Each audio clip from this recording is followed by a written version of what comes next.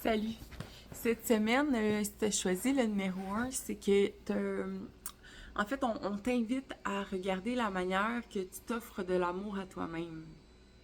Est-ce que tu penses devoir mériter l'amour que tu t'offres? Puis dépendamment de ton langage d'amour, ça peut être les cadeaux, ça peut être le temps de qualité, ça peut être des paroles bienveillantes. Puis là, j'oublie les deux autres, là. Euh, Il y a un livre sur les 5 langages d'amour, juste comme ça, si jamais ça t'intéresse. Mais c'est ça, c'est que on aimerait ça te faire prendre conscience que t'as pas besoin d'avoir tout accompli pour t'offrir de l'amour. T'as pas besoin d'avoir fait plus que...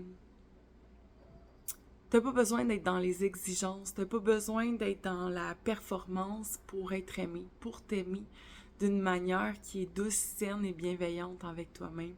C'est qu'on t'invite vraiment à relâcher les attentes, à relâcher les exigences, puis de savoir que t'as le droit de t'aimer, même si t'es pas parfait, parfaite. T'as le droit de t'aimer, même si t'as pas tout fait bien, même si t'as fait des erreurs, même si, t'as le droit de t'aimer. Puis t'as le droit de t'offrir l'amour dont tu as besoin en ce moment. Pas demain, pas après-demain, pas une fois que tu auras fini de faire ce que tu voulais faire ou que tu auras accompli ce que tu voulais accomplir, mais maintenant.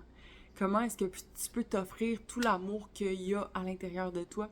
Puis on est tous aimés, peu importe tes croyances, que ça soit l'univers, Dieu, le Big Bang, peu importe, mais profondément, il y a une source intarissable qui nous aime d'un amour infini, qui est pas exigeant. Puis cette source-là, on peut se connecter pour apprendre à s'aimer de la même manière, sans exigence ni attente. Donc, on t'invite vraiment là, à apprendre à te connecter à ça, puis à t'offrir l'amour que tu as besoin, dans la douceur, la tendresse, l'accueil, l'acceptation, la bienveillance. Donc, bonne reconnexion à cet amour-là que tu portes en toi, pour toi-même. Bonne semaine.